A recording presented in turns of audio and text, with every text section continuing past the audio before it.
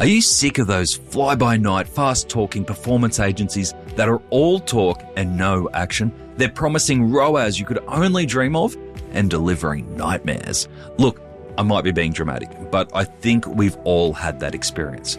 Introducing Add to Cart's performance advertising partner for 2024, Farsight. And that's Farsight with two I's, Farsight. Farsight are in it for the long term with a genuine focus on relationships. I know, shocking, right?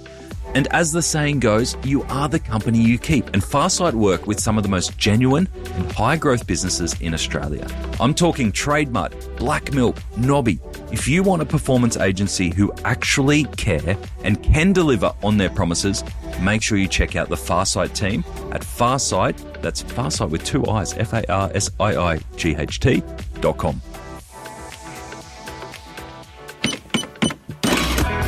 Welcome to The Checkout. We catch up with previous Add to Cart guests and ask them 5 quick questions to get to know them better and leave you with a little extra inspiration to get through your Friday. Here's your host, Bushy. Today's checkout features Gai Le Roy, CEO of the IAB Australia. Gai has been CEO of IAB Australia for the last 6 years, and she has led efforts to advance digital advertising standards and innovation for the industry. With over 25 years of experience, Gai has worked extensively with government, media organisations, and businesses to drive impactful change across all of the digital and advertising industry. Gai, thank you so much for joining us on The Checkout. We had a brilliant main chat where we talked about everything that you and the IAB are doing, everything from the Privacy Act reform, which is coming very soon, no doubt, all the way through to what channels you're seeing working in the digital ad space and how Australian retailers can be more competitive, especially with some of the international competitors on our shore. We're here to learn a little bit more about you. I've got 5 quick questions. Number 1, what is the weirdest thing that you've ever bought online? So last year I found myself in the position of offering to run a pantomime for the industry, which I've never done, let alone seen many pantomimes. So, the natural thing was to go and, find a book that tells me how to run a pantomime. There are not enough. So I found myself deep in the world of self-publishing and bought these wonderful books by odd characters who have run like pantomimes for their church. So I really enjoyed actually, spending money with an author who it's just their passion point. And, you can imagine the quality of images and writing, but it really did spark joy.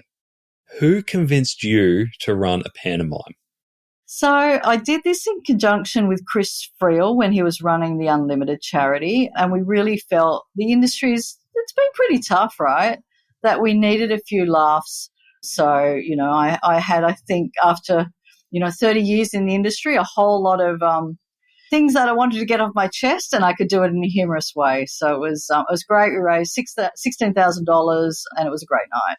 Well done. There you go. Going from helping government with policy reform to running pantomimes. You need to, let a little bit of stress out sometimes.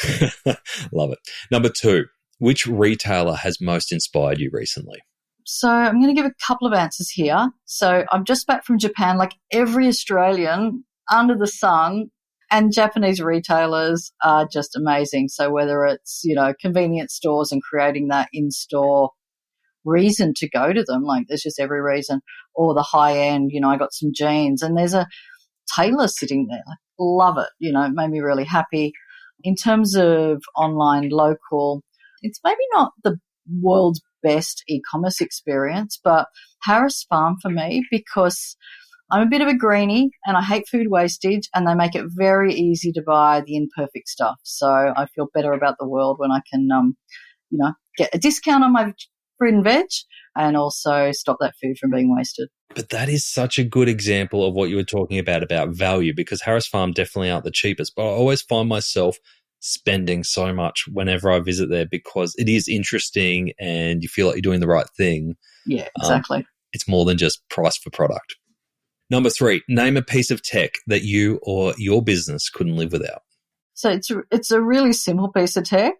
So it's my Dell converter that has every type of, input, because then whenever I go anywhere, I've got one of these Dells that hasn't got a USB or anything useful.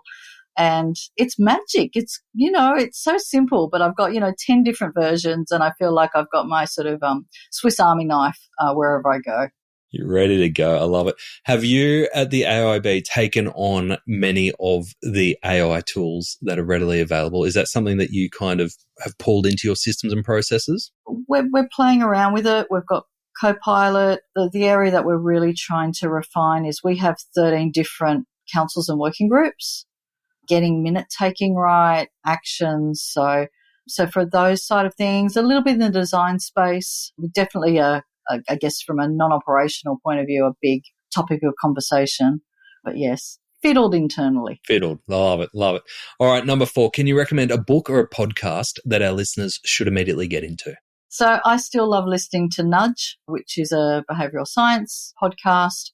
I think along with everyone else in the industry, I listen to Pivot, Kara Swisher and Scott Galloway, and anyone who is a US politics fan or, someone who likes to follow that. It's particularly interesting with that overlap with tech and politics at the moment. So I listen to way too many podcasts.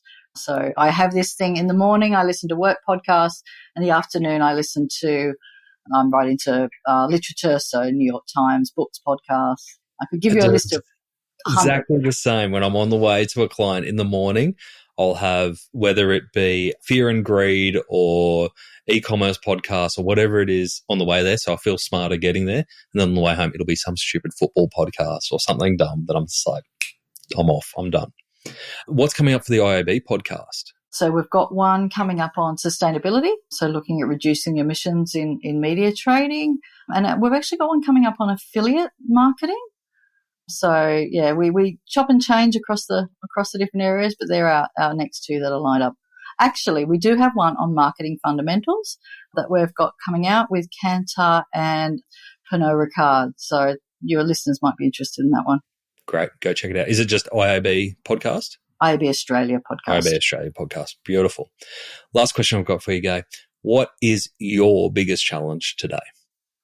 Trying to remember to keep things light at times. So I think we're all pretty guilty at the moment. There's a lot going on. There's revenue challenges, there's regulatory challenges.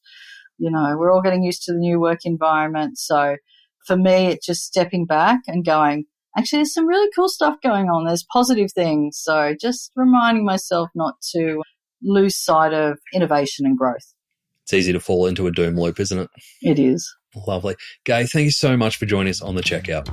Absolutely pleasure. To hear more from Gai, jump back into our full-length chat with Gai, where we share how Amazon's rapid growth is reshaping the retail landscape in Australia. We talk about the upcoming Privacy Act and what those reforms might mean for your business. We get some great insight from Gai there, who has been working directly with the government on that act. And we talk about why the juniorisation of the workforce in advertising might be cause for concern, especially for those of you who are over 50. The link to that episode is on our show notes, or just search for the episode on addtocart.com.au. Thanks for listening, and until next time, keep adding to cart.